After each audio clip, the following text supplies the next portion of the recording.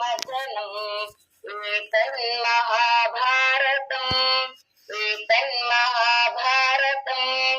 ಇಂದು ನಾವು ಮಹಾಭಾರತದ ವಿಷಯದ ಬಗ್ಗೆ ಕೆಲವಷ್ಟು ವಿಚಾರಗಳನ್ನು ತಿಳಿದುಕೊಳ್ಳೋಣ. ಈ ಒಂದು ಮೇಲೆ ಹೇಳಿರುವ ಶ್ಲೋಕದ ಅರ್ಥವು ಆದೌ ಪಾಂಡವ ಧಾತ ರಾಷ್ಟ್ರ ಜನನಂ. ಮೊದಲು ಪಾಂಡವರ ಮತ್ತು ಕೌರವರ ಜನನವಾಯಿತು. ನಂತರ ಅರಗಿನ ಮನೆಯಲ್ಲಿ ಪಾಂಡವರನ್ನು ದೋಸಲು ಪ್ರಯತ್ನ ಪಟ್ಟದ್ದು. ಹಾಗೆಯೇ ದ್ಯೂತೆ ಶ್ರೀ ಹರಣಂ, ದ್ಯೂತದಲ್ಲಿ ಎಲ್ಲಾ ಶ್ರೀ ಅಂತ ಹೇಳಿದರೆ ಸಂಪತ್ತುಗಳ ಹರಣವಾಗಿದ್ದು. ಮತ್ಸ್ಯಾಲಯ ವರ್ಧನಂ, ಮತ್ಸ್ಯಾಲಯದಲ್ಲಿ ಅಂದ್ರೆ ವಿರಾಟರಾಜನ ಆಸ್ಥಾನದಲ್ಲಿ ಅಜ್ಞಾತವಾಸವನ್ನು ಪಾಂಡವರು ನಡೆಸಿದ್ದು. ಲೀಲಾ ಗೋಗ್ರಹಣಂ, ಗೋಗಳನ್ನು ಅಪಹರಿಸಿದ್ದು. ಸಂಧಿಕ್ರಿಯಾ ಜೃಂಭಣಂ, ಕೃಷ್ಣನು ದುರ್ಯೋಧನನ ಬಳಿ ಹೋಗಿ ಸಂಧಿ ಕಾರ್ಯವನ್ನು ಮಾಡಿಸಿದ್ದು. ಭೀಷ್ಮ ದ್ರೋಣ ಸುಯೋಧನಾದಿ ಮಥನಂ, ಭೀಷ್ಮ ದ್ರೋಣಾಚಾರ್ಯ ಹಾಗೂ ದುರ್ಯೋಧನಾದಿಗಳ ಮರ್ದನವನ್ನು ಪಾಂಡವರು ಮಾಡಿದ್ದು. ಇವೆಲ್ಲವೂ ಕೂಡ ಮಹಾಭಾರತದಲ್ಲಿ ಬರುತ್ತದೆ. ಈ ಒಂದು ಶ್ಲೋಕವು ಏಕಶ್ಲೋಕಿ ಮಹಾಭಾರತ ಎಂದೇ ಪ್ರಸಿದ್ಧವಾಗಿದೆ. ಮಹಾಭಾರತವು ನಮಗೆ ತಿಳಿದಿರುವಂತೆ ಮೊದಲು ಜಯ ಎಂಬ ಹೆಸರಿನಿಂದ ಪ್ರಸಿದ್ಧವಾಗಿತ್ತು. ಈ ಒಂದು ಮಹಾಭಾರತದಲ್ಲಿ ಮೊದಲು 18,000 ಶ್ಲೋಕಗಳಿದ್ದು ನಂತರ 24,000 ಶ್ಲೋಕಗಳಾಗಿ ಈಗ 1,00,000 ಶ್ಲೋಕಗಳನ್ನ ನಾವು ಕಾಣಬಹುದು. ಮಹಾಭಾರತದಲ್ಲಿ 18 ಪರ್ವಗಳನ್ನು ಕೂಡ ಕಾಣಬಹುದು. ಇದರ ರಚಯಿತ ಮತ್ಸ್ಯಗಂಧಿ ಹಾಗೂ ಪರಾಶರರ ಪುತ್ರರಾದ ಕೃಷ್ಣ ದ್ವೈಪಾಯನರು. ಇವರಿಗೆ ವ್ಯಾಸ ಎಂಬ ಬಿರುದು ಇದೆ. ಇವರು ಮಹಾಭಾರತವನ್ನ ರಚಿಸಿದ್ದು ವೇದವ್ಯಾಸರು ಅಂತ ಹೇಳ್ಬಹುದು. ವ್ಯಾಸೋಚ್ಚಿಷ್ಟಂ ಜಗತ್ ಸರ್ವಂ ಅಂತ ಒಂದು ವಾಕ್ಯ ಇದೆ. ಇದರ ಅರ್ಥ ಏನಂತ ಹೇಳಿದ್ರೆ, ವ್ಯಾಸರು ಮುಟ್ಟದಿರುವಂತಹ ಯಾವುದೇ ವಸ್ತು ಕೂಡ ಈ ಒಂದು ಜಗತ್ನಲ್ಲಿ ಇಲ್ಲ ಅಂತ ಹೇಳಿದ್ರೆ, ವ್ಯಾಸರು ರಚಿಸಿರುವಂತಹ ಒಂದು ಮಹಾಭಾರತ ಎಂಬ ಗ್ರಂಥದಲ್ಲಿ ಎಲ್ಲಾ ವಿಷಯಗಳು ಕೂಡ ನಾವು ಕಾಣಬಹುದು. ಹಾಗೆ ಇನ್ನೊಂದು ವಾಕ್ಯ ಕೂಡ ಪ್ರಸಿದ್ಧವಾಗಿದೆ, ಯದಿ ಹಾಸ್ತಿ ತದನ್ಯತ್ರ ಎನ್ನಿ ಹಾಸ್ತಿ ನತತ್ವಚಿತ ಅಂತ ಹೇಳಿದ್ರೆ, ಮಹಾಭಾರತದಲ್ಲಿ ಯಾವ ವಿಷಯವನ್ನ ವ್ಯಾಸರು ಉಲ್ಲೇಖ ಮಾಡ್ತಾರೋ ಅದೇ ವಿಷಯಗಳು ನಮ್ಮ ಲೌಕಿಕ ಜೀವನದಲ್ಲಿ ಕಾಣಬಹುದು. ಎಂದೂ ಮಹಾಭಾರತದಲ್ಲಿ ಯಾವ ವಿಷಯವನ್ನು ಉಲ್ಲೇಖ ಮಾಡಿಲ್ಲ, ಅದು ಇಂದಿಗೂ ಕೂಡ ಲೌಕಿಕ ಜೀವನದಲ್ಲಿ ಕಾಣಬರುವುದಿಲ್ಲ ಅಂತ. ಮಹಶ್ಚ ಅಸೌ ಭಾರತಶ್ಚ ಮಹಾಭಾರತಂ ಅಂತ ಇದರ ವಿಗ್ರಹ ವಾಕ್ಯವಾಗಿದೆ. ನಾವು ಮಹಾಭಾರತವನ್ನ ಬೃಹತ್ ಕಾವ್ಯ ಅಂತಾನೆ ಕರಿಬಹುದು. ಆದಿಕಾವ್ಯ ಅಂತ ರಾಮಾಯಣವನ್ನ ಕರೆದ್ರೆ, ಬೃಹತ್ ಕಾವ್ಯ ಅಂತ ಮಹಾಭಾರತನ ಕರೀತಾರೆ. ಸಂಸ್ಕೃತ ವಾಂಗ್ಮಯದಲ್ಲಿ ರಾಮಾಯಣ ಮತ್ತು ಮಹಾಭಾರತದ ಅಧ್ಯಯನ ಮಾಡಿದರೆ ಉಳಿದೆಲ್ಲ ಕಾವ್ಯದ ಅಧ್ಯಯನಕ್ಕೆ ಪ್ರೇರಕವಾಗುತ್ತದೆ ಅಂತ ನಾವು ತಿಳಿಯಬಹುದು. ಹೀಗೆ ಮಹಾಭಾರತದಲ್ಲಿ ಎಲ್ಲಾ ವಿಷಯಗಳನ್ನ ಕಾಣಬಹುದು.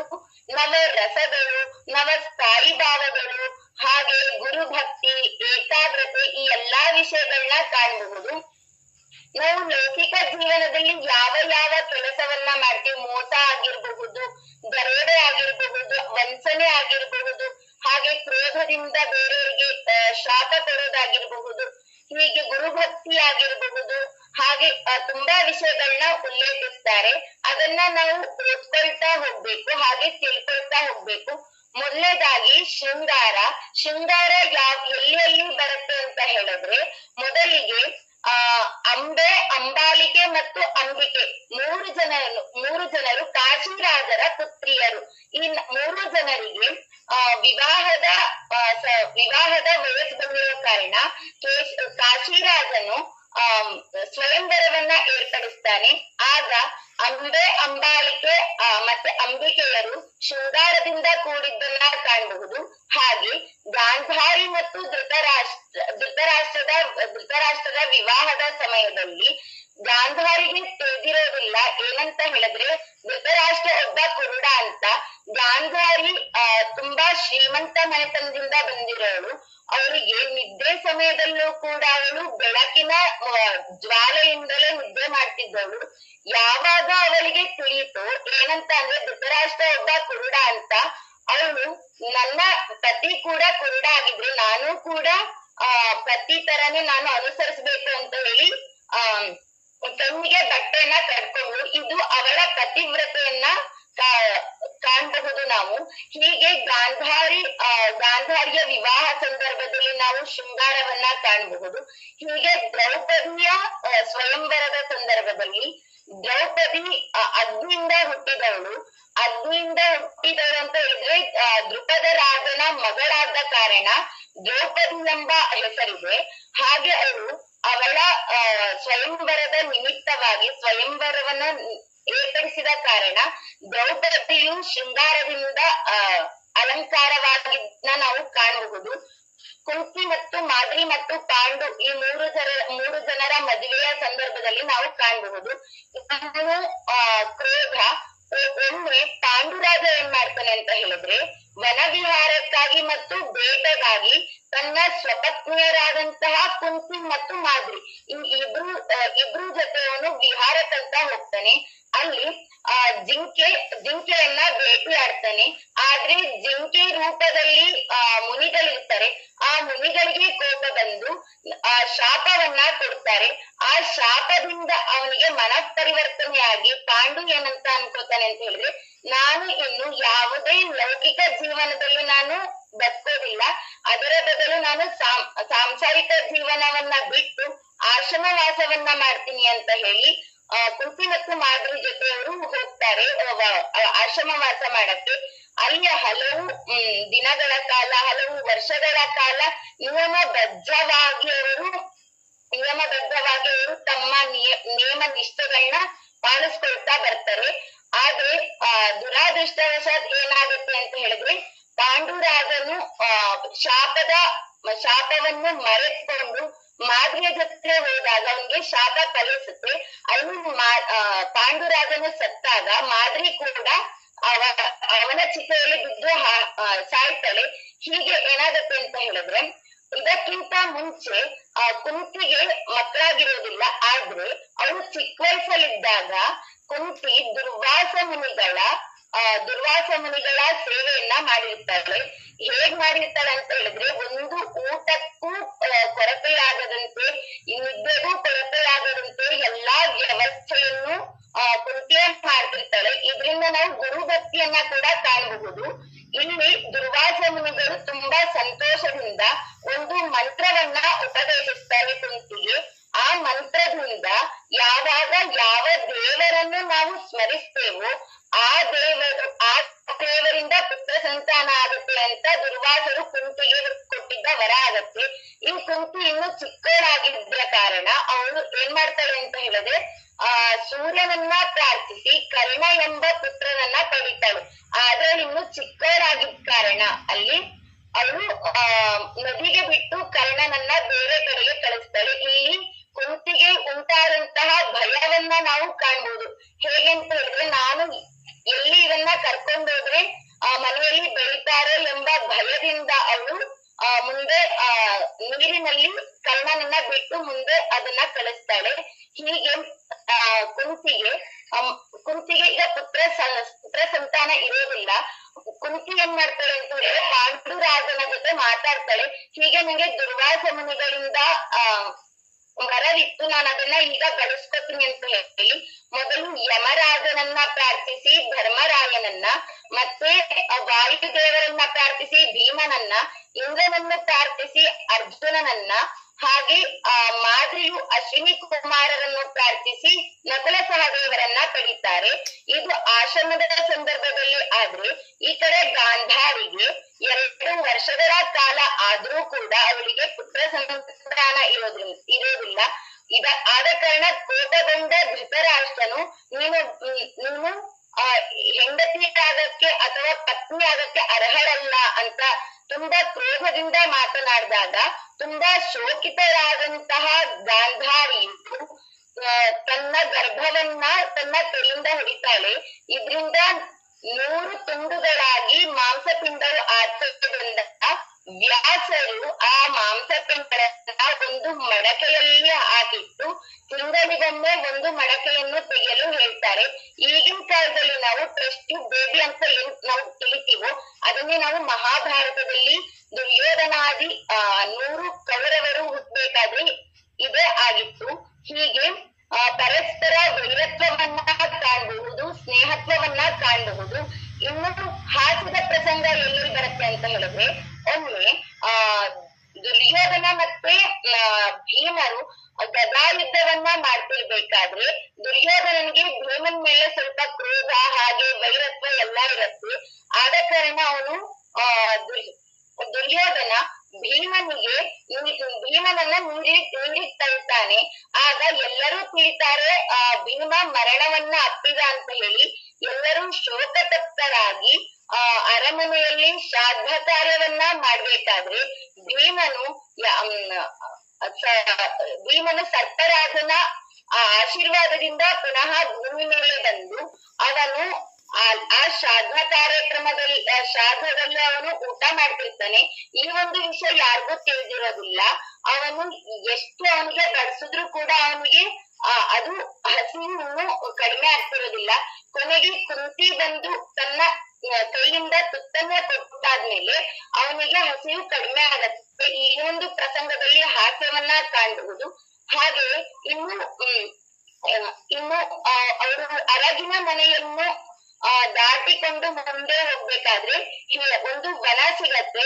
ಆ ವನದಲ್ಲಿ ಹಿಡಿಂಬೆ ಮತ್ತು ಭೀಮರು ಭೋಜನದ ಸ್ಪರ್ಧೆಯನ್ನ ಮಾಡ್ಬೇಕಾದ್ರೆ ನಾವು ಹಾಸ್ಯವನ್ನ ನಾವು ಕಾಣಬಹುದು. ಹೀಗೆ ಅನೇಕ ಕಡೆಯಲ್ಲಿ ನಾವು ಹಾಸ್ಯವನ್ನ ಕಾಣಬಹುದು. ಇನ್ನು ಮಹಾಭಾರತದಲ್ಲಿ ಸಂಸ್ಕೃತದಲ್ಲಿ ಒಂದು ಶ್ಲೋಕವಿದೆ, ಮಾತೃವತ್ ಪರಧಾರೇಶು ಪರದ್ರವ್ಯೇಶು ಲೋಷ್ಟವತ್ ಅಂತ. ಏನಂತ ಹೇಳಿದ್ರೆ, ತನ್ನ ತಾಯಿಯಂತೆ ಬೇರೆ ಸ್ತ್ರೀಯರನ್ನು ಯಾರು ಕಾಣ್ತಾರೋ, ಬೇರೆಯವರ ಧನವನ್ನು ಯಾರು ಮಣ್ಣಿನಂತೆ ಕಾಣ್ತಾರೋ ಅವರು ಮಾತ್ರ ಪಂಡಿತರಾಗಲು ಸಾಧ್ಯ ಅಂತ. ಅನೇಕ ಕಡೆ ನಾವು ಬೇರೆ ಸ್ತ್ರೀಯರನ್ನ ಮಾತ್ರ ತಾಯಿಯ ಸ್ಥಾನದಲ್ಲಿ ಇಟ್ಟು ನೋಡಿರೋ ಪ್ರಸಂಗವನ್ನ ನಾವು ತಿಳಿಬಹುದು. ಏನಂತ ಹೇಳಿದ್ರೆ, ಭೀಷ್ಮನು ಅಂಬೆ ಕೇಳ್ತಾಳೆ ಭೀಷ್ಮನ್ಗೆ, ಈಗ ನೀನು ನನ್ನನ್ನ ಮದ್ವೆ ಆಗ್ಬೇಕು ಅಂತ ಕೇಳಿದಾಗ ಭೀಷ್ಮನು ಅದಕ್ಕೆ ಒಪ್ಪೋದಿಲ್ಲ. ಕೊನೆಗೆ ಅಂಬೆ, ನಾನು ಮುಂದಿನ ಜನ್ಮದಲ್ಲಿ ಬಂದು ನಿನ್ನನ್ನ ಸಾಯಿಸ್ತೀನಿ ಅಂತ ಹೇಳಿ ಚಿತೆಗೆ ಹಾರಿದಾಗ ಮುಂದಿನ ಜನ್ಮದಲ್ಲಿ ಅವಳು ಶಿಖಂಡಿಯಾಗಿ ಹುಡ್ತಾಳೆ. ಶಿಖಂಡಿಯಾಗಿ ಹುಡ್ದಾಗ ಭೀಷ್ಮ ತಾಯಿಯಂತೆ ಇರುವಂತಹ ಶಿಖಂಡಿಗೆ ಗೌರವನ್ನ ಕೊಟ್ಟು ಶಿಖಂಡಿ ಮುಂದೆ ಬಂದಾಗ ಎಲ್ಲಾ ಶಸ್ತ್ರಗಳನ್ನ ತ್ಯಾಗ ಮಾಡ್ತಾನೆ ಭೀಷ್ಮ. ಅಲ್ಲಿ ಭೀಷ್ಮನು ಸರಸೆಯಲ್ಲಿ ಮಲಗ್ತಾನೆ ಅಂತ ಒಂದು ಉಲ್ಲೇಖವಿದೆ. ಹಾಗೆ ವಿಷ್ಣು ಸಹಸ್ರನಾಮವು ಕೂಡ ಭೀಷ್ಮನಿಂದನೇ ನಾವು ತಿಳಿದುಕೊಳ್ಬಹುದು. ಭೀಷ್ಮ ಯುಧಿಷ್ಠಿರನಿಗೆ ಉಪದೇಶಿಸಿರುವುದು ರಾಜ್ಯ ನೀತಿಗಳಾಗಿರಬಹುದು. ಮತ್ತೆ ವಿಷ್ಣು ಸಹಸ್ರನಾಮಗಳನ್ನ ತಿಳ್ಕೋಬಹುದು. ಯಥಾ ಬೀಜಂ ವಿನಾ ಕ್ಷೇತ್ರಂ ಉಕ್ತಂ ಭವತಿ ನಿಷ್ಫಲಂ ತಥಾ ಪುರುಷಕಾರೇಣ ವಿನಾ ದೈವನ್ನ ಸಿದ್ಧತಿ. ಈ ಒಂದು ಶ್ಲೋಕದ ಅರ್ಥ ಏನಂತ ಹೇಳಿದ್ರೆ, ಯಥಾ ಬೀಜಂ ವಿನಾ ಕ್ಷೇತ್ರಂ, ಒಂದು ಬೀಜವು ಸರಿಯಾದಂತಹ ಫಲವತ್ತಾದಂತಹ ಭೂಮಿ ಇಲ್ಲದಿದ್ರೆ ಅದು ಚಿಗುರೊಡೆಯಲು ಸಾಧ್ಯವಿಲ್ಲವೋ, ಅದೇ ರೀತಿ ಪುರುಷ ಪ್ರಯತ್ನವಿಲ್ಲದೆ ದೈವದ ಸಿದ್ಧಿಯು ಎಂದಿಗೂ ಆಗೋದಿಲ್ಲ ಅಂತ ಹೇಳಿ ಭೀಷ್ಮನು ಯುಧಿಷ್ಠಿರನಿಗೆ ಹೇಳ್ತಾ ಇದ್ದಾನೆ. ಇನ್ನು ಮೋಸದ ಸಂಗತಿಗಳನ್ನ ನಾವು ಕಾಣಬಹುದು. ಜೂಜಿನ ಸಂದರ್ಭದಲ್ಲಿ ಯುಧಿಷ್ಠಿರಾದಿ ಪಾಂಡವರಿಗೆ ಮೋಸ ಮಾಡಿರಬಹುದು. ಹಾಗೆ ದ್ರೌಪದಿಯ ವಸ್ತ್ರಾಪಹರಣದ ಸಂದರ್ಭದಲ್ಲಿ ಆಗಿರಬಹುದು. ಹಾಗೆ ಇನ್ನು ಅನೇಕ ಕಡೆಗಳಲ್ಲಿ ನೋಡಬಹುದು. ಇನ್ನು ಮಹಾಭಾರತದಲ್ಲಿ ಅನೇಕ ಸಂಗತಿಗಳನ್ನ ನಾವು ಕಾಣಬಹುದು. 18 ಪರ್ವಗಳಲ್ಲಿ ಆದಿಪರ್ವ ಮೊದಲನೇದು. ಆದಿಪರ್ವ ಅಂತ ಹೇಳಿದ್ರೆ ಪಾಂಡವ ಮತ್ತು ಕೌರವರ ಜನನ. ಆ ಪಾಂಡವ ಮತ್ತು ಕೌರವರ ಜನನ ಆದ್ಮೇಲೆ ಅವರು ದ್ರೋಣಾಚಾರ್ಯರ ಬಳಿ ವಿದ್ಯಾಭ್ಯಾಸಕ್ಕಂತ ಹೋಗ್ತಾರೆ. ವಿದ್ಯಾಭ್ಯಾಸದ ಸಮಯದಲ್ಲಿ ಏಕಲವ್ಯ ಅನ್ನೋನು ಅವನೊಬ್ಬ ಬೇಡ, ಅವನ್ ಬಂದು ನನಗೂ ಕೂಡ ವಿದ್ಯೆಯನ್ನ ಹೇಳ್ಕೊಡಿ ಅಂತ ಹೇಳಿದಾಗ ದ್ರೋಣಾಚಾರ್ಯರು ಒಪ್ಪೋದಿಲ್ಲ. ಯಾಕಂತ ಹೇಳಿದ್ರೆ ಅವರು ಪ್ರತಿಜ್ಞೆ ಪ್ರತಿಜ್ಞಾಬದ್ಧರಾಗಿರ್ತಾರೆ. ಅವರು ಅರ್ಜುನನ್ಗೆ ಹೇಳಿರ್ತಾರೆ, ಇಡೀ ವಿಶ್ವದಲ್ಲಿ ನಿನ್ನನ್ನೇ ನಾನು ಶ್ರೇಷ್ಠ ಧನುರ್ಧಾರಿಯಾಗಿ ಮಾಡ್ತೀನಿ ಅಂತ. ಅದಕ್ಕೋಸ್ಕರ ಅವರು ಏಕಲವ್ಯನ್ಗೆ ಹೇಳ್ಕೊಡಕ್ಕೆ ಒಪ್ಪೋದಿಲ್ಲ. ಆದ್ರೂ ಕೂಡ ಏಕಲವ್ಯ ದ್ರೋಣಾಚಾರ್ಯರ ಮೂರ್ತಿಯನ್ನ ಒಂದು ಕಡೆ ಪ್ರತಿಷ್ಠಾಪಿಸಿ ಅದಕ್ಕೆ ಪೂಜೆ ಮಾಡಿ, ಪ್ರತಿನಿತ್ಯ ಪೂಜೆ ಮಾಡಿ, ಅದರ ಮೂಲಕ ವಿಗ್ರಹವನ್ನ ನೋಡ್ಕೊಂಡವನು ಧನುರ್ಧರನಾಗ್ತಾನೆ. ಒಮ್ಮೆ ದ್ರೋಣಾಚಾರ್ಯರೊಂದಿಗೆ ಕೌರವಾದಿ ಪಾಂಡವರು ಎಲ್ಲರೂ ಸೇರ್ಕೊಂಡು ವನವಿಹಾರಕ್ಕಂತ ಹೋದಾಗ ಅಲ್ಲಿ ಶಬ್ದವೇದಿ ಬಾಣವನ್ನ ಏಕಲವ್ಯ ಪ್ರಯೋಗಿಸ್ತಾನೆ. ಇದನ್ನ ತಿಳಿದ ಅರ್ಜುನನು ತುಂಬಾ ಕ್ರೋಧದಿಂದ ದ್ರೋಣಾಚಾರ್ಯನ್ ಕೇಳ್ತಾನೆ, ನೀವು ನನಗೆ ಹೇಳಿದ್ರಿ ನನ್ನನ್ನೇ ನೀವು ಶ್ರೇಷ್ಠ ಧನುರ್ಧರನನ್ನಾಗಿ ಮಾಡ್ತೀನಿ ಅಂತ, ಆದ್ರೆ ನನಗಿಂತ ಶ್ರೇಷ್ಠನಾದಂತಹ ಒಬ್ಬ ಧನುರ್ಧರನನ್ನು ಆಗ್ಲೇ ತಯಾರ್ ಮಾಡಿದಿರಲ್ಲ ಅಂತ ಕೇಳಿದಾಗ ದ್ರೋಣಾಚಾರ್ಯರು ಏಕಲವ್ಯನ್ಗೆ ಗುರುದಕ್ಷಿಣೆಯಾಗಿ ಬಲಗೈನ ಹೆಬ್ಬೆರಳನ್ನ ಕೇಳ್ತಾರೆ. ಆಗ ಗುರು ಭಕ್ತಿಯಿಂದ ಏಕಲವ್ಯನು ಹೆಬ್ಬೆರಳನ್ನ ಕತ್ತರಿಸಿ ಕೊಡ್ತಾನೆ. ಇದರಲ್ಲೂ ಕೂಡ ನಾವು ಗುರುಭಕ್ತಿಯನ್ನ ಕಾಣ್ಬೋದು. ಇನ್ನು ಸೂತಪುತ್ರನಾದಂತಹ ಕರ್ಣನು ಕೂಡ ದ್ರೋಣಾಚಾರ್ಯರ ಹತ್ರ ಬಂದು ವಿದ್ಯೆಯನ್ನ ಬೇಡಿದಾಗ ದ್ರೋಣಾಚಾರ್ಯರು ಹೇಳ್ಕೊಡಕ್ ಒಪ್ಪಿರೋದಿಲ್ಲ. ಆಗ ಬ್ರಾಹ್ಮಣ ವೇಷಧಾರಿಯಾಗಿ ಕರ್ಣನು ಪರಶುರಾಮರ ಹತ್ತಿರ ಹೋಗಿ ವಿದ್ಯೆಯನ್ನ ಕಲಿತಾನೆ. ಆದ್ರೆ ಒಂದು ದಿನ ಹೂವನ್ನು ಕೀಳಲು ಹೋದಂತಹ ಪರಶುರಾಮರು ಆಯಾಸಗೊಂಡು ಕರ್ಣನ ತೊಡೆಯ ಮೇಲೆ ಬಂದು ಮಲಗಿದಾಗ ಜೇನುಹುಳು ಬಂದು ಕರ್ಣನ ತೊಡೆಗೆ ದಂಶಿಸುತ್ತೆ. ಆಗ ಕರ್ಣನು ಗುರುಗಳಿಗೆ ತೊಂದರೆಯಾಗಬಹುದು ಅಂತ ಚಿಂತಿಸಿ ಗುರುಭಕ್ತಿಯನ್ನ ತೋರಿಸ್ತಾನೆ. ಎಚ್ಚರಗೊಂಡ ಪರಶುರಾಮನು ನೀನು ಬ್ರಾಹ್ಮಣನಲ್ಲ ಅಂತ ಹೇಳಿ ಅವನು ನಿನಗೆ ವಿದ್ಯೆಯೆಲ್ಲವೂ ಕಷ್ಟ ಕಾಲದಲ್ಲಿ ಮರೆತು ಹೋಗಲಿ ಅಂತ ಶಾಪವನ್ನ ಕೊಡ್ತಾರೆ. ಇನ್ನು ರಾಜಸೂಯ ಯಾಗದ ಸಮಯದಲ್ಲಿ ಶಲ್ಯನಿಗೆ ಕೃಷ್ಣನು 100 ತಪ್ಪುಗಳನ್ನು ಮಾಡಕ್ಕೆ ಅವಕಾಶವನ್ನ ಕೊಟ್ಟಿರ್ತಾನೆ. 100 ತಪ್ಪುಗಳಾದ ಮೇಲೆ ಕೃಷ್ಣನು ಶಲ್ಯನನ್ನು ಕೊಲ್ತಾನೆ. ಇದ್ರಿಂದ ನಾವು ಕ್ಷಮಾಗುಣವನ್ನ ನಾವು ಕಾಣಬಹುದು. ಆಮೇಲೆ ತುಂಬಾ ಉಪಾಯದಿಂದ ಜರಾಸಂಧನನ್ನ ಕೊಲ್ಲುವ ಸಂದರ್ಭದಲ್ಲಿ ನಾವು ಉಪಾಯವನ್ನ ಹೇಗ್ ಮಾಡ್ಬೇಕು, ಎಲ್ಲೆಲ್ಲಿ ನಮ್ಮ ಗಮನವಿರ್ಬೇಕು ಅಂತ ತಿಳ್ಕೋಬಹುದು. ಹೇಗಂತ ಹೇಳಿದ್ರೆ, ಜರಾಸಂಧ ಎಂಬುವನು ಒಬ್ಬ ರಾಕ್ಷಸ. ಜರ ಎಂಬ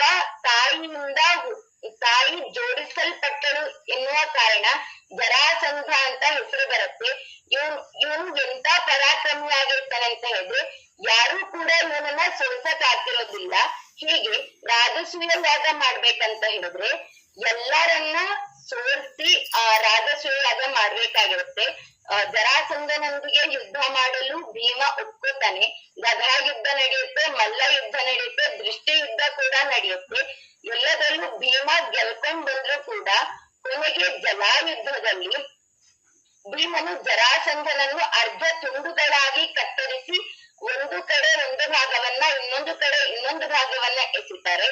ಆದ್ರೆ ಅದು ಮೊದಲೇ ಸಂಧಿ ಮಾಡಿದ್ದ ಕಾರಣ ಮತ್ತೆ ಆ ಒಂದು ದೇಹ ಪೂರ್ಣವಾಗಿ ಸೇರಿಸಿಕೊಳ್ಳೋದ್ರಿಂದ ಕೃಷ್ಣನು ಒಂದು ಹುಲ್ಲು ಕಡ್ಡಿಯನ್ನ ತೆಗೆದು ಅದನ್ನ ಅರ್ಧ ಭಾಗವಾಗಿ ತುಂಡರಿಸಿ ಬಲಗೈಯಲ್ಲಿದ್ದ ಹುಲ್ಲು ಕಡ್ಡಿಯನ್ನ ಎಡಗೈಯಲ್ಲಿದ್ದ ಹುಲ್ಲು ಕಡ್ಡಿಯನ್ನ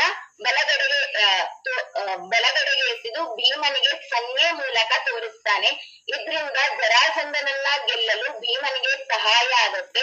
ಇನ್ನು ಕೃತಜ್ಞತಾ ಭಾವವನ್ನ ನಾವು ಎಲ್ಲಿ ಕಾಣಬಹುದು ಅಂತ ಹೇಳಿದ್ರೆ ನಾವು ಏಕಚಕ್ರ ನಗರಕ್ಕೆ ಪಾಂಡವರು ಮತ್ತೆ ಕುಂತಿ ಹೋಗ್ತಾರೆ. ಅಲ್ಲಿ ಒಂದು ಬ್ರಾಹ್ಮಣರ ಮನೆಯಲ್ಲಿ ಅವರು ಉಳಿತಾರೆ. ಅಲ್ಲಿ ಒಂದು ನಗರದ ನಿಯಮ ಏನಾಗಿರುತ್ತೆ ಅಂತ ಹೇಳಿದ್ರೆ ಆ ಒಂದು ನಗರದಲ್ಲಿ ಬಕಾಸುರ ಎಂಬ ರಾಕ್ಷಸ ವಾಸಿಸ್ತಾ ಇರ್ತಾನೆ. ಅಲ್ಲಿ ಬಕಾಸುರನಿಗೆ ಪ್ರತಿದಿನ ಒಬ್ಬ ಮನುಷ್ಯ ಹಾಗೆ ಭೋಜನಾದಿಗಳನ್ನ ಕಳಿಸುವ ನಿಯಮವಿರುತ್ತೆ. ಆ ಒಂದು ದಿನ ಆ ಬ್ರಾಹ್ಮಣರ ಮಗನ ಸರದಿ ಇರುತ್ತೆ. ಅವರು ತುಂಬಾ ದುಃಖದಲ್ಲಿ ಶೋಕದಲ್ಲಿ ಮುಳುಗಿದಾಗ ಕುಂತಿ ಹೋಗಿ ಕೇಳ್ತಾಳೆ, ಏನಾಯ್ತು, ನಿಮ್ಮ ದುಃಖಕ್ಕೆ ಕಾರಣವೇನು ಅಂತ ಕೇಳಿದಾಗ ಅವರು ಎಲ್ಲಾ ವಿವರವನ್ನ ನೀಡಿದಾಗ ಕುಂತಿ ತನ್ನ ಮಗನನ್ನೇ ಕಲಿಸಿಕೊಡಲು ಒಪ್ಪುತ್ತಾಳೆ. ಇಲ್ಲಿ ಕೃತಜ್ಞತಾ ಭಾವವನ್ನ ಕಾಣಬಹುದು. ಹಾಗೆ ಭೀಮನ ಶಕ್ತಿಯನ್ನ ನಾವು ಕಾಣಬಹುದು. ಅವನು ಹೋಗ್ತಾನೆ ಬಕಾಸುರನ ಜೊತೆ ಯುದ್ಧ ಮಾಡಿ ಬಕಾಸುರನನ್ನ ಸಾಯಿಸ್ತಾನೆ. ಹಾಗೆ ಇಡೀ ಒಂದು ಊರಿಗೆ ಹರ್ಷವನ್ನ ಉಂಟು ಮಾಡ್ತಾನೆ. ಇನ್ನು ವನವಾಸದ ಸಮಯದಲ್ಲಿ ಬಂದಾಗ ಅವರು ಒಂದು ಕಡೆ ಯಜ್ಞವನ್ನ ಮಾಡ್ಬೇಕಾದ್ರೆ ಅವರಿಗೆ ಯಜ್ಞದ ಅರಣಿಗಳನ್ನ ತರಬೇಕಂತ ಅವ್ರಿಗೆ ತಂದಾಗ ಅದನ್ನ ಜಿಂಕೆ ಒಂದು ತಗೊಂಡು ಹೋಗತ್ತೆ. ಅದನ್ನ ಅವರು ಹುಡುಕ್ತಾ ಹೋದಾಗ ಅವ್ರಿಗೆ ಬಾಯಾರಿಕೆಯಾಗಿ ಅದೊಂದು ಸರೋವರವನ್ನ ಕಾಣ್ತಾರೆ.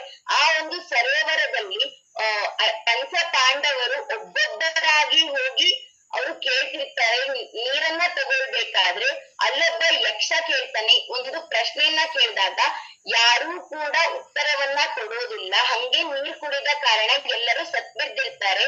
ಕೊನೆಗೆ ಧರ್ಮರಾಯ ಹೋಗಿ ಅವನು ಹೋದಾಗ ಯಕ್ಷ ಅದೇ ಪ್ರಶ್ನೆಗಳನ್ನ ಕೇಳಿದಾಗ ಸರಿಯಾದ ಉತ್ತರವನ್ನು ಧರ್ಮದ ಉತ್ತರವನ್ನ ನೀಡಿದ ಕಾರಣ ಯಕ್ಷ ಕೇಳ್ತಾನೆ ನಿಮಗೆ ಯಾರನ್ನ ಉಳಿಸ್ಬೇಕು ಕೇಳು, 4 ಜನರಲ್ಲಿ ಒಬ್ರನ್ನ ಉಳಿಸ್ತೀನಿ ಅಂತ. ಆಗ ಯುಧಿಷ್ಠಿರ ಧರ್ಮದ ಉಪಾಯವನ್ನ ಮಾಡ್ತಾನೆ.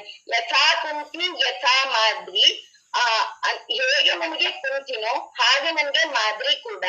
ಕುಂತಿಯ ಮಗನಾಗಿ ನಾನು ಉಳಿದಿದ್ದೀನಿ, ಆದ್ರೆ ಮಾದ್ರಿಯ ಮಗನಾಗಿ ಯಾರು ಉಳಿದಿಲ್ಲ. ಅದಕ್ಕೆ ನಕುಲನನ್ನ ಬದುಕಿಸಿ ಅಂತ ಕೇಳ್ತಾನೆ. ಇಲ್ಲಿ ಯುಧಿಷ್ಠಿರನ ಧರ್ಮದ ಕೆಲಸವನ್ನ ನಾವು ನೋಡಬಹುದು. ಇನ್ನು ಯಕ್ಷ ಸಂತೋಷಗೊಂಡು ಯುಧಿಷ್ಠಿರಾದಿಗಳಿಗೆ 2 ವರಗಳನ್ನ ಕೊಡ್ತಾನೆ. ಒಂದು ಅಕ್ಷಯ ಪಾತ್ರೆಯನ್ನ ಕರುಣಿಸ್ತಾನೆ. 2ನೇದಾಗಿ ನೀವು ಅಜ್ಞಾತವಾಸದಲ್ಲಿದ್ದಾಗ ನಿಮ್ಮ ವೇಷಭೂಷಣವು ಯಾರಿಗೂ ತಿಳಿಯದಿರಲಿ ಅಂತ 2 ವರಗಳನ್ನ ಕೊಡ್ತಾನೆ. ಆ ಒಂದು ಅಕ್ಷಯ ಪಾತ್ರೆಯನ್ನ ತೆಗೆದುಕೊಂಡು ವನವಾಸದಲ್ಲಿ ಜೀವನವನ್ನ ಸಾಗಿಸ್ತಾ ಇರ್ತಾರೆ. ಒಮ್ಮೆ ಏನಾಗುತ್ತಂತ ಹೇಳಿದ್ರೆ ದುರ್ವಾಸ ಮುನಿಗಳು ಬಂದು ಅಲ್ಲಿ ಭೋಜನಕ್ಕಂತ ದುರ್ವಾಸ ಮುನಿಗಳು ಬಂದಾಗ ಅತಿಥಿ ಸತ್ಕಾರ ಅಥವಾ ಗುರು ಭಕ್ತಿಯಿಂದ ಭೋಜನಕ್ಕಾಗಿ ಕರೀತಾರೆ. ದುರ್ವಾಸ ಮುನಿಗಳು ತನ್ನ ಶಿಷ್ಯರಿಗೆ ಸಂಧ್ಯಾ ವಂದನೆಯನ್ನು ಮುಗಿಸಿಕೊಂಡು ಬರ್ತೇವೆ ಅಂತ ಹೋದವರು ಹಲವು ಸಮಯದ ಬಳಿಕ ಕೂಡ ಬರುವುದಿಲ್ಲ. ಆ ಕಾರಣ ಏನಾಗುತ್ತೆ ಅಂತ ಹೇಳಿದ್ರೆ ಕೊನೆಗೆ ಅಕ್ಕಿ ಖಾಲಿಯಾಗಿ ಅನ್ನ ಕೂಡ ಖಾಲಿ ಆಗುತ್ತೆ. ಆಗ ದ್ರೌಪದಿ ತುಂಬಾ ಚಿಂತಾಮಗ್ನಳಾದಾಗ ಒಮ್ಮೆ ಕೃಷ್ಣ ಅಂತ ನೆನೆದ ಕೂಡ್ಲೆ ಕೃಷ್ಣ ಬಂದು ಸಹಾಯ ಮಾಡ್ತಾನೆ. ಈ ಒಂದು ಘಟನೆಯಿಂದ ನಾವೇನ್ ತಿಳ್ಕೋಬಹುದು ಅಂತ ಹೇಳಿದ್ರೆ ಕೃಷ್ಣ ಆಗ್ಲಿ ಯಾವುದೇ ಒಂದು ದೇವರನ್ನ ನಾವು ಮನಸ್ಸಿನಲ್ಲಿ ನೆನೆಸ್ಕೊಂಡ್ರೆ ಅದು ಸಫಲವಾಗುತ್ತೆ. ಸಂಸ್ಕೃತದಲ್ಲಿ ಒಂದು ಶ್ಲೋಕ ಇದೆ, ಆಕಾಶಾತ್ ಪತಿತಂ ತೋಯಂ ಯಥಾ ಗಚ್ಚತಿ ಸಾಗರಂ ಸರ್ವದೇವ ನಮಸ್ಕಾರ ಕೇಶವಂ ಪ್ರತಿ ಗಚ್ಚತಿ. ಹೇಗೆ ಆಕಾಶದಿಂದ ಬಂದಂತ ನೀರು ಹರಿದುಕೊಂಡು ಸಮುದ್ರಕ್ಕೆ ಸೇರುತ್ತದೆಯೋ ಹಾಗೆಯೇ ಯಾರೇ ದೇವರಿಗೆ ನಾವು ನಮಸ್ಕಾರ ಮಾಡಿದ್ರು ಕೂಡ ಅದು ಕೇಶವನಿಗೆ ಸಲ್ಲುತ್ತದೆ ಅಂತ. ಹೀಗೆ ಅನೇಕ ವಿಷಯಗಳನ್ನ ನಾವು ತಿಳಿದುಕೊಳ್ಬಹುದು. ಹಾಗೆ ಏಕಾಗ್ರತೆಯನ್ನ ನಾವು ಅಧಿಕವಾಗಿ ತಿಳ್ಕೊಳ್ಬಹುದು. ಹೇಗಂತ ಹೇಳಿದ್ರೆ ಅರ್ಜುನ ಬಿಲ್ಲು ವಿದ್ಯೆನ ಕಲಿಬೇಕಾದ್ರೆ ಅವನು ರಾತ್ರಿ ಬೆಳಗ್ಗೆ ಏನು ಎಣದ್ದೆ ಅವನು ಗುರುಭಕ್ತಿಯಿಂದ ಅವನು ಬಿಲ್ಲು ವಿದ್ಯೆನ ಕಲಿತಿರೋ ಕಾರಣ ಅವನು ಶ್ರೇಷ್ಠ ಧನುರ್ಧಾರಿ ಅಂತ ಹೆಸರನ್ನ ಪಡ್ಕೊತಾನೆ. ಇನ್ನು ಯುದ್ಧದ ಸಮಯದಲ್ಲಿ ಭಗವದ್ಗೀತೆಯ ಉಪದೇಶವನ್ನ ಕೃಷ್ಣ ಅರ್ಜುನನ್ಗೆ ಮಾಡ್ತಾನೆ. ಈ ಒಂದು ಇಲ್ಲಿ ಕೃಷ್ಣನನ್ನ ನಾವು ದೇವರಂತ ತಗೊಂಡ್ರೆ ಅರ್ಜುನ ಎಂಬ ಮಾನವನನ್ನ ನಾವು ಅಂತ ತಗೋಬೇಕು. ಶ್ರೀಕೃಷ್ಣ ನಮಗಾಗಿ ಬೋಧಿಸಿರೋ ಈ ಒಂದು ಭಗವದ್ಗೀತೆಯಲ್ಲಿ 18 ಅಧ್ಯಾಯಗಳಿದ್ದು 700 ಶ್ಲೋಕಗಳನ್ನ ನಾವು ಕಾಣಬಹುದು. ಹೀಗೆ 18 ದಿನಗಳು ಯುದ್ಧ ಆಗತ್ತೆ. ನಂತರ ಅವರು ಎಲ್ಲಾ ಯುದ್ಧಗಳನ್ನ ಮುಗಿಸಿಕೊಂಡು ಬಂದಾಗ ಎಲ್ಲಾ ಕೌರವರನ್ನ ಕಳೆದುಕೊಂಡಂತಹ ಶೋಕದಲ್ಲಿದ್ದ ಗಾಂಧಾರಿಯು ಕೃಷ್ಣನಿಗೆ ಶಾಪ ಕೊಡ್ತಾಳೆ. ನಿಮ್ಮ ಕುಲವು ಕೂಡ ಪರಸ್ಪರ ಬಡಿದಾಡಿಕೊಂಡು ನಾಶ ಹೊಂದಲಿ ಅಂತ ಶಾಪವನ್ನ ಕೊಡ್ತಾಳೆ. ಈ ಒಂದು ಶಾಪ ಫಲಿಸಿ ಯಾದವ ಕುಲವು ನಾಶವಾಗುತ್ತೆ. ಇನ್ನು ಧೃತರಾಷ್ಟ್ರಾದಿಗಳು ಆಶ್ರಮ ವಾಸವನ್ನ